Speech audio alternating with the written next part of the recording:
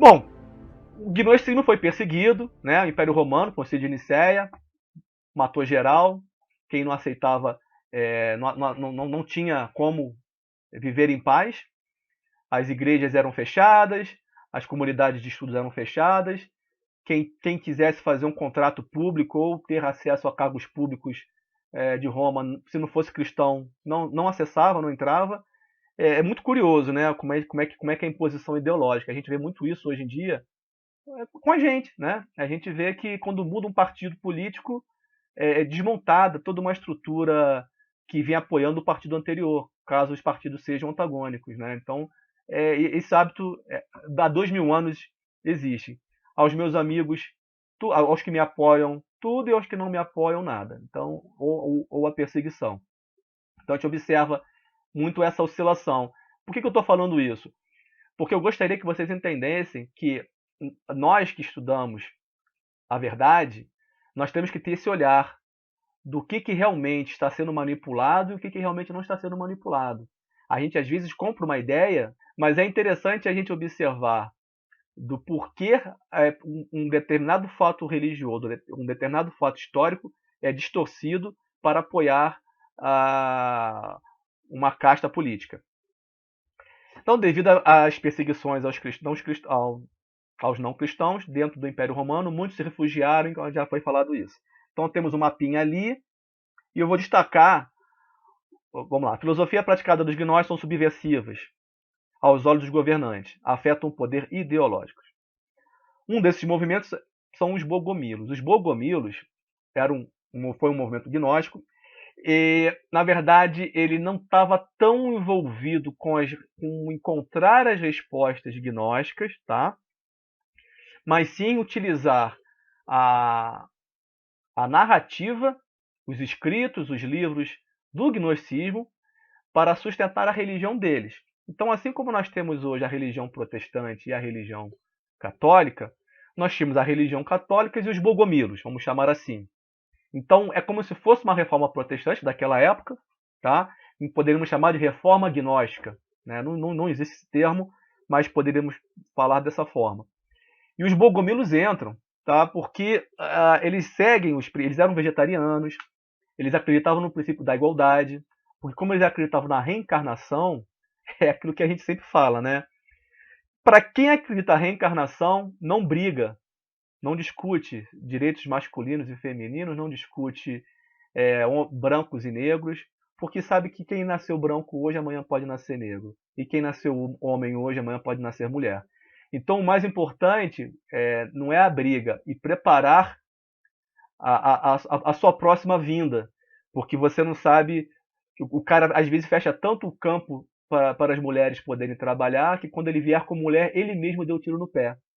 Às vezes, ele cerca tanto o espaço para o negro ter espaço, que quando ele vier como negro, ele também não vai ter espaço, porque na outra vida ele teve chance de dar espaço para os negros. Então, não é questão de direitos, mas questão de entender que somos todos uma coisa só, todos têm os mesmos direitos, mas não desesperadamente ter que brigar por ele. É uma diferença sutil, tá? Mas os bogomilos eles tinham esse pensamento, e o mesmo valia para os ricos e os pobres. Era uma espécie de reação ao poder do Estado, da Igreja, poder ideológico. Então, eles não aceitavam as castas aristocráticas, não aceitavam o poder do clero, com dominação de terras, cobrança de impostos. Então, eles bateram de frente mesmo. E quando a gente fala sobre o movimento calvinista, luteranista, a gente vai observar que, na verdade, não começou ali.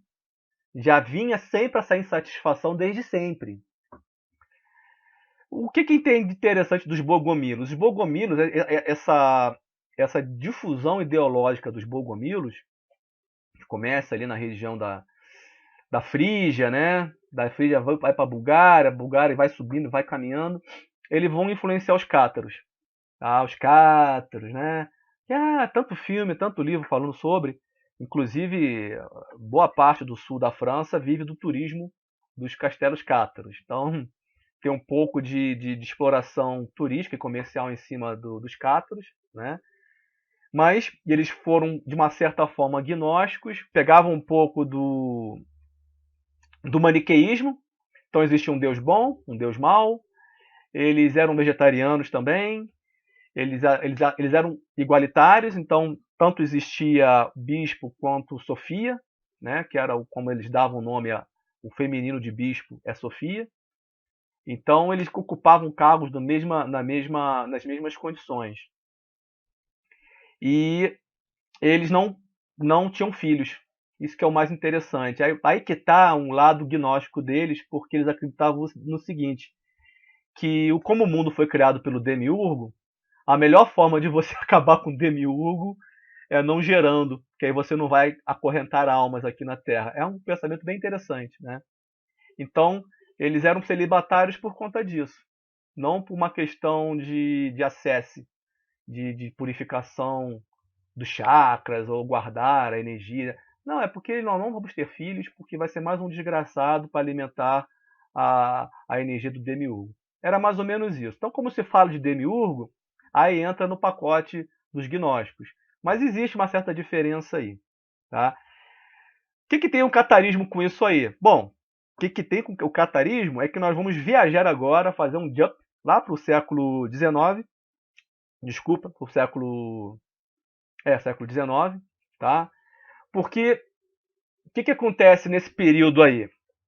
Os cátaros são mortos, acho que está até aqui a foto deles, Aqui está a foto dos cátaros sendo perseguidos, queimados.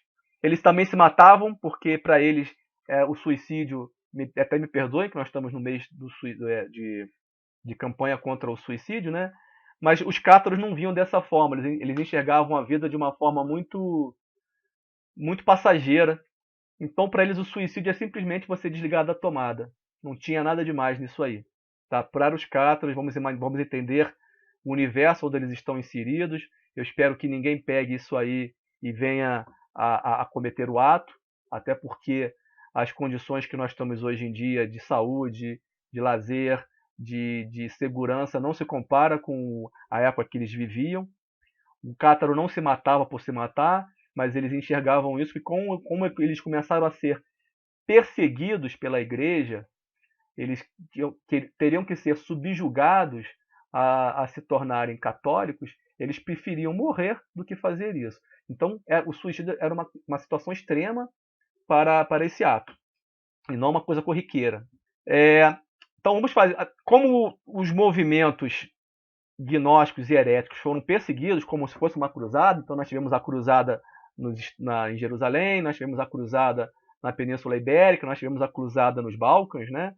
Nós também tivemos a cruzada religiosa, que esse movimento dos bogomilos, albigenses, foi tão forte que realmente quase rachou com a Igreja de Roma.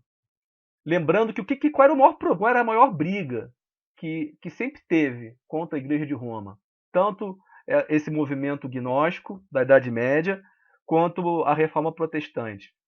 É você pregar e não fazer o que prega.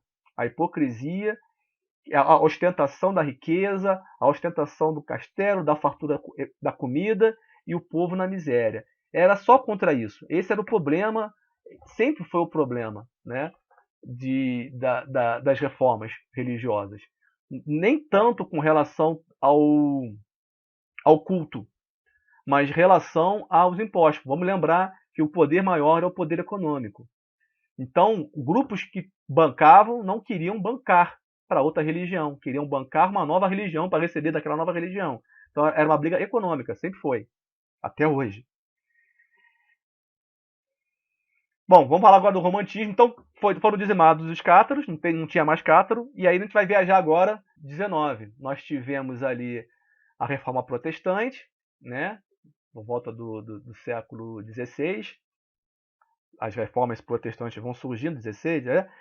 E aí você vai ter o romantismo, que era uma reação ao excesso de racionalismo que surgiu ali na Era da Razão, né, com Isaac Newton, que não existe Deus, não existe isso, não existe aquilo, o que importa é o que é provado, o que importa é o que a ciência comprova. O romantismo questiona um pouco isso, como eu falei lá no início, o movimento pendular, ora muito matéria, ora muito metafísica. Então, a Era das Trevas, ela era muito metafísica. Tudo era vontade de Deus. Tudo acontecia por vontade divina. E aí a gente entra na Era da Razão dizendo que não, peraí, não é bem assim. O universo não é tão metafísico assim. Muitas coisas o homem é que faz, muitas coisas o homem tem condições de mexer. E aí vira totalmente racional. Depois vem um movimento que diz, espera aí, nem tudo é racional. Tem coisas que são metafísicas mesmo. E aí a gente entra no movimento romantismo, né? Onde o que na literatura a gente vai ver o valor ao homem, o valor ao culto nacionais. E na França, nós vamos ter um movimento de culto para se separar, para se tornar independente da influência de Roma e grega, né, da religião romana, da filosofia grega. Eles resolvem, não, temos que fazer uma coisa nossa. Então surge, sei, da França, vamos falar aqui da França, porque o romantismo tem muito a ver com o nacionalismo, a Revolução Francesa ela acende essa fogueira do nacionalismo, da França, dos ideais franceses, nós somos franceses. Então, se nós somos franceses e nosso ideal é o francês, o que nós temos de valores aqui? Ah, os druidas, né? Os gauleses, os cátaros. Opa, os cátaros. É interessante trabalhar com os cátaros, porque eles não são nem totalmente pagãos, mas também não são católicos, não são de Roma. Então vamos trabalhar esse conceito. Naquele momento também existiam as sessões espíritas, vamos ver aí Kardec e companhia. E aí surge a figura do Júlio Doniel, né, que durante uma sessão espírita ele gostava muito de ler sobre os cátaros, né, ele era aficionado por isso. Durante uma sessão espírita, ele é consagrado bispo. Durante um ritual, segundo relatos, surgiu lá um bispo durante essa sessão espírita e ele é consagrado bispo de uma igreja gnóstica. E aí surge um movimento que é conhecido como o movimento neognóstico, né?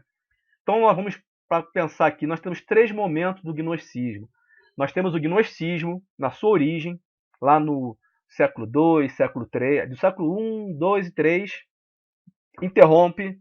Depois nós vamos ter um segundo momento de gnosticismo, fazendo frente ao fracasso, podemos dizer assim, da Igreja Romana, né, que ela esquece de pensar no uno e só pensa na matéria, no dinheiro e fartura.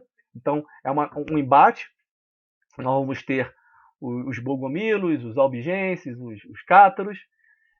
Há uma perseguição, mais uma vez a igreja derruba. E depois nós vamos ter um terceiro movimento gnóstico. Esse já vem mais suave, não briga tanto com a igreja, porque o protestantismo já tinha preparado o terreno. Nós tivemos a guerra dos 30 anos, que morreu tanta gente entre protestantes e católicos. Então, quando a gente entra com o terceiro movimento gnóstico, né, que a gente pode chamar de neognosticismo, você já tem a cama preparada para a gente encontrar o que temos hoje aí, né, das igrejas gnósticas. Essa primeira igreja gnóstica, eles pegam os rituais cátaros, o Evangelho de João e muito do Simão, o Mago. Muitos já devem ter ouvido falar sobre ele, Simão o Mago. E a cosmogênese valentiniana. Tá? Então ele pega tudo isso aí, bota lá e constrói a igreja gnóstica.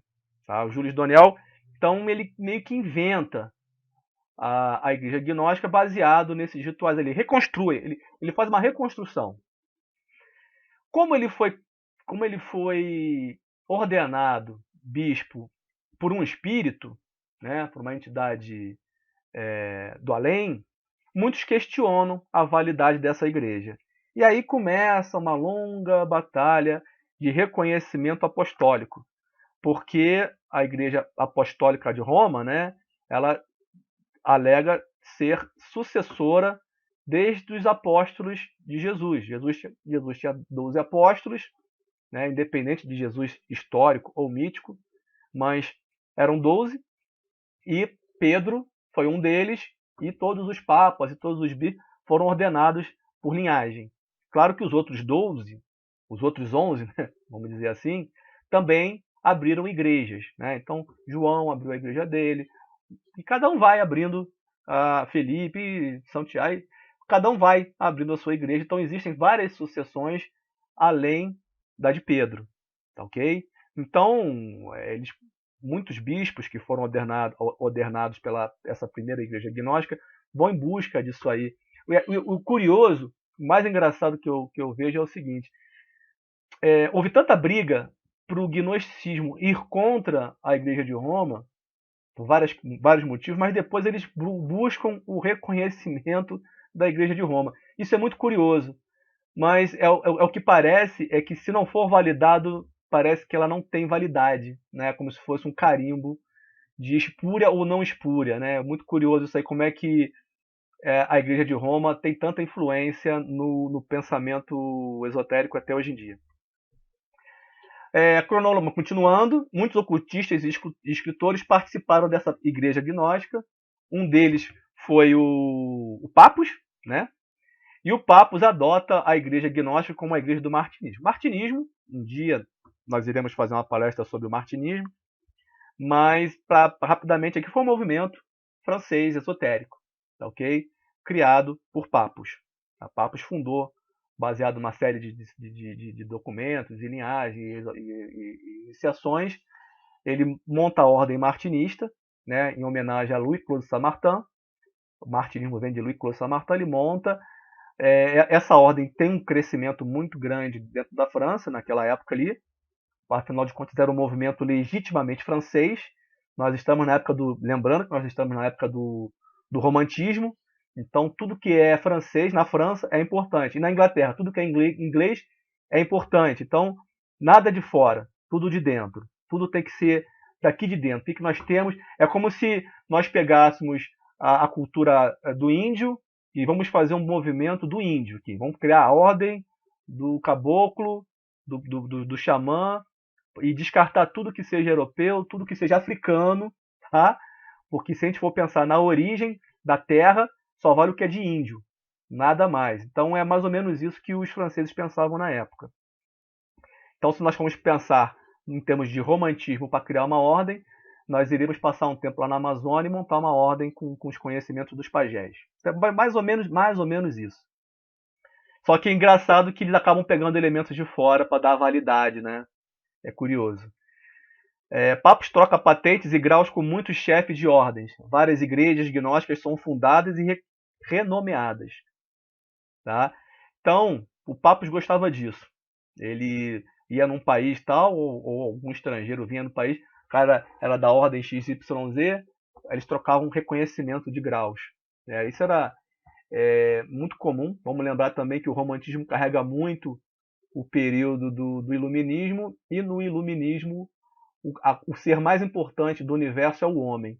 Então, por mais esotérico, mais místico, mais não sei o que, ocultista que a pessoa participa, nesse período a vaidade humana ela estava extremamente exacerbada, assim, à última potência. O que importava era quantos graus você tinha, quantas patentes você tinha. Isso ainda dura muito, né? Mas naquele período ali era um frenesi, né? As ordens tinham que ter 1 milhão de graus para poder dizer que era uma ordem válida e por aí vai. E quanto mais graus e patentes e organizações a pessoa pertencia, mais importante ela ficava no cenário esotérico. Algumas pessoas ainda carregam um pouco essa mentalidade hoje em dia, né? Enfim, com o passar do tempo, o objetivo e as vaidades distorceram a igreja gnóstica. Muitas se tornaram totalmente opostas uma das outras. Então, o próprio ritual é totalmente... Se você pegar ali a fundada por Júlio de Doiniel e olhar ali no início, 50 anos depois, você vai ver que tem algumas se misturam com o pensamento druida, aí cria uma igreja gnóstica druida, o outro entra no pensamento mais católico, mais da igreja ortodoxa, aí pega aquele pensamento da igreja ortodoxa e joga para dentro dessa igreja gnóstica. Outros pegam fontes nada a ver e colocam uma mulher nua no meio de um ritual.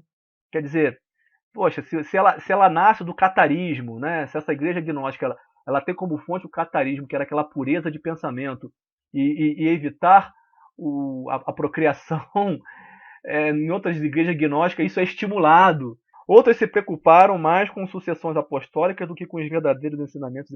Bom, quando é que isso muda? Né?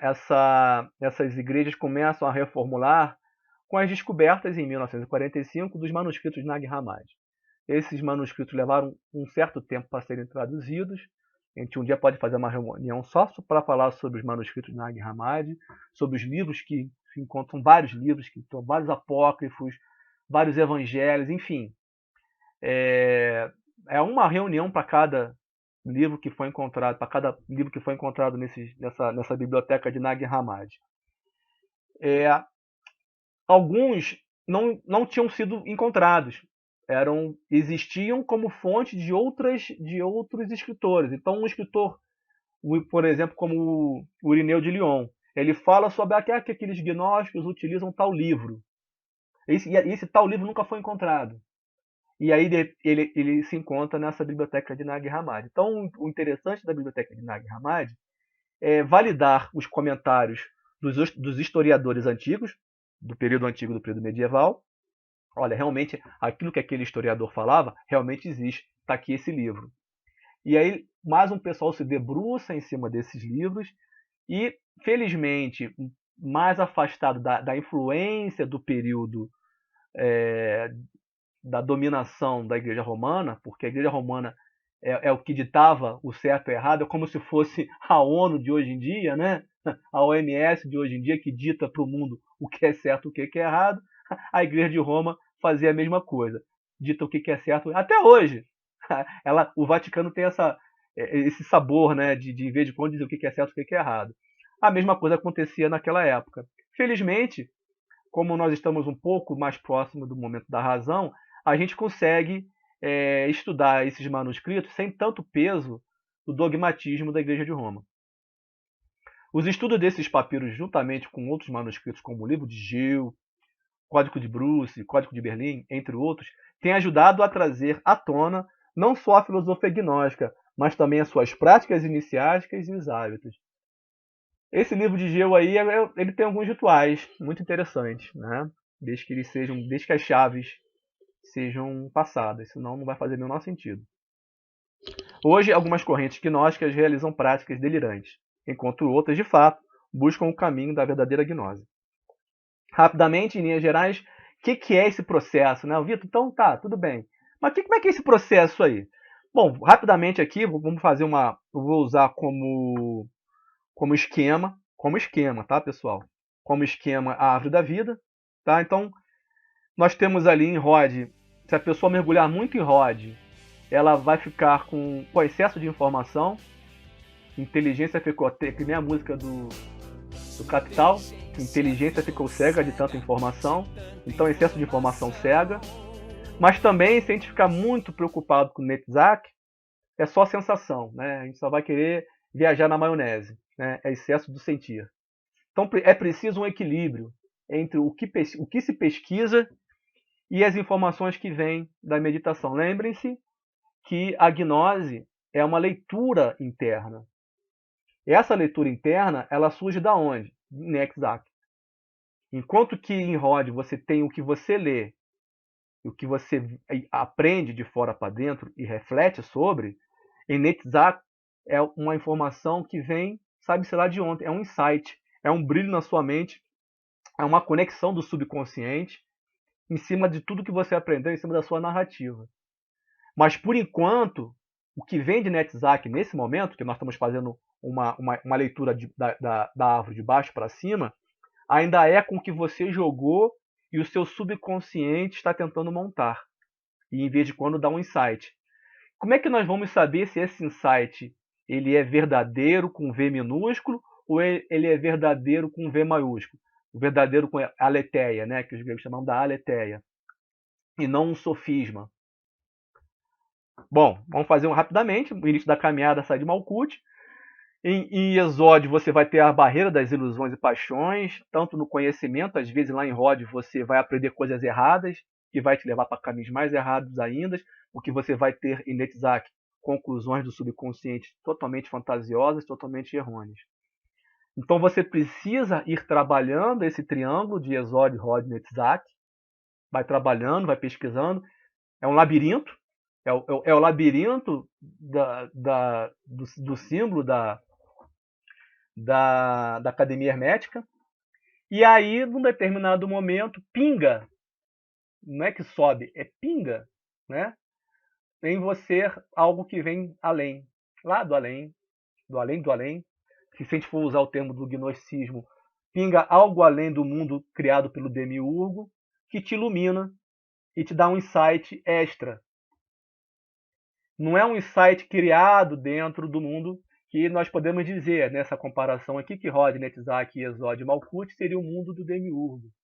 Veja, isso aqui é uma alegoria, tá? Não vão achar que o demiurgo é aquele homem sentado com um tridente na mão. Mas vamos falar aqui de forma alegórica.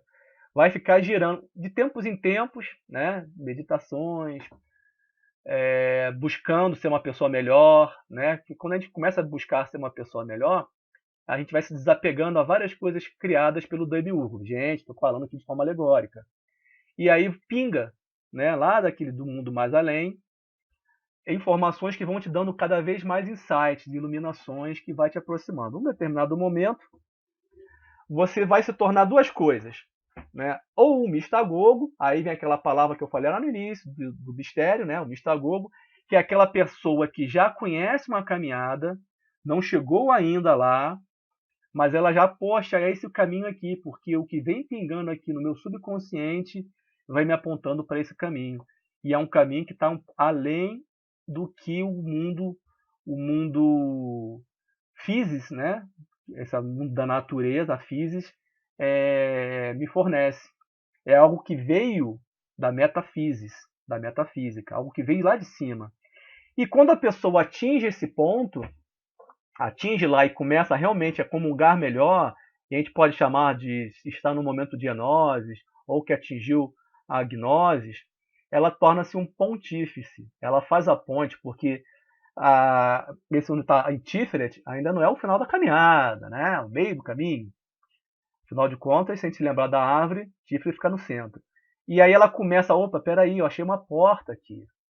É aquele personagem que na caverna ele já começa a botar a cabeça para fora da caverna e volta em vez de quando e avisa para o pessoal de dentro. Então a gente olha o significado de pontífice, né?